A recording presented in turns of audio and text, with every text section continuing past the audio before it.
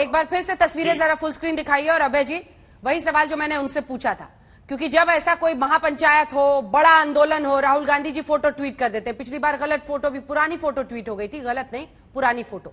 लेकिन सवाल यह है कि आंदोलन ये किसानों का है। बार बार सरकार का आरोप हो रहा है कि ये सियासी हो गया है।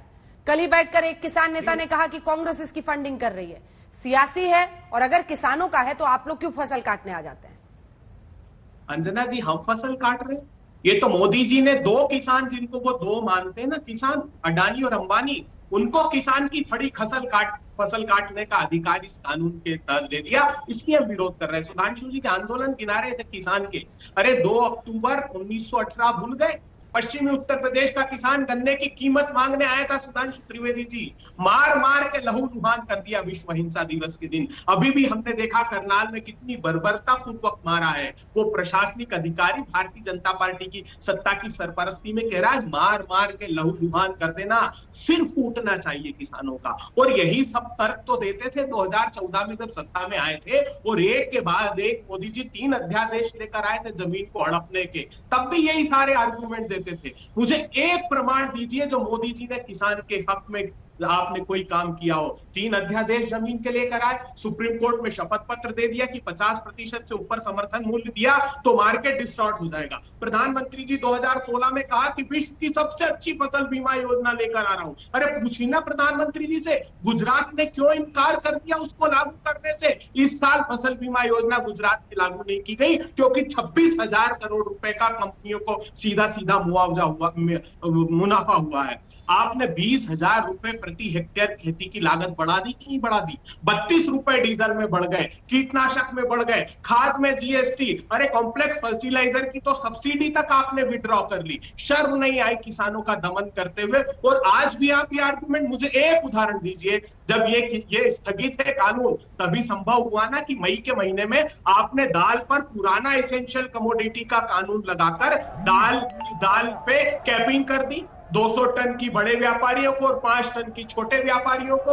और आज आपका राष्ट्रीय स्वयंसेवक संघ भी चिट्ठी लिख रहा है मोदी जी को कि 3 साल से जो दाल के इंपोर्ट पर रोक लगी थी, मोदी जी किन 2 पूंजीपतियों के कहने पर खोल दी? देश पूछना चाहता है आपसे। आप जवाब तो दीजिए प्रधानमंत्री जी, आप क्यों इतनी बर्बरता और निर्दयता किसानों के साथ कर रहे हैं? मुझे एक पूरे शो में प्रमाण दे दीजिएगा, इस कानून का फायदा गिना दीजिएगा, नहीं तो मैं पूरे शो में निरंतर आपको बताते रहूंगा कि क्या तस्वीर अभी दिखा रहे थे, इससे पहले वो दिखाइए फुल स्क्रीन। आप देख रहे हैं वहां पर किस तादाद में लोग मौजूद हैं। पुलिस और प्रशासन भी उसी तादाद में मौजूद है। लेकिन ये जो स्थिति बन रही है करनाल की, अभय जी की भी बात का जवाब दीजिए, लेकिन इस स्थिति पर नजर रखकर भी जरा जवाब दीजिए। ये यूं ही नहीं हो रहा है, ये पिछले कई महीनों का एक कल्मिनेशन हम देख रहे हैं। सुधांशु जी।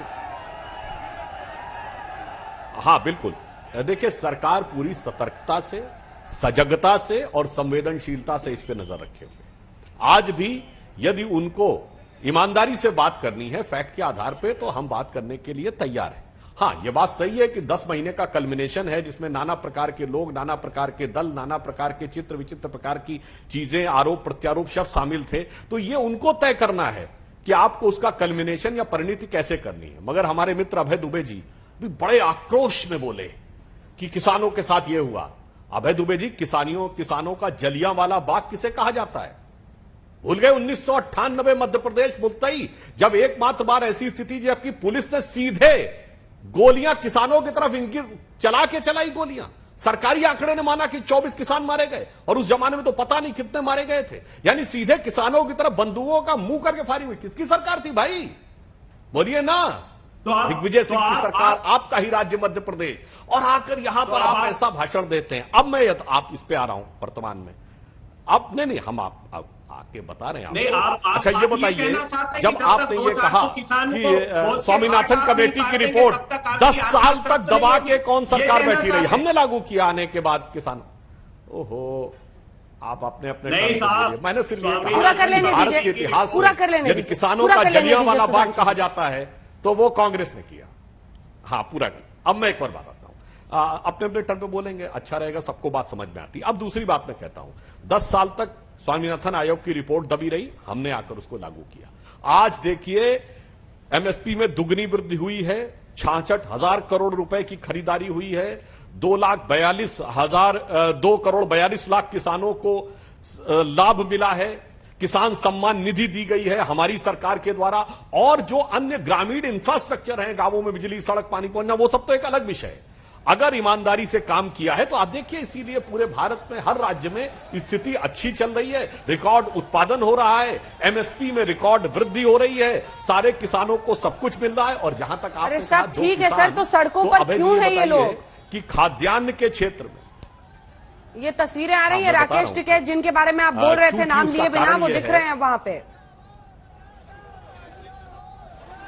हाँ नहीं, वो तो अरे वो तो कल भी दिख रहे थे। ये बताइए वो कौन कौन से विषय नहीं लाए? अब विषयांतर में नहीं करना चाहता, वरना वो तो अल्लाह अकबर तक ले आए थे। क्या लेना देना है भाई? सांप्रदायिकता, दंगे, हर हर महादेव, अल्लाह अकबर, ये सबका किसान आंदोलन से क्या लेना देना है?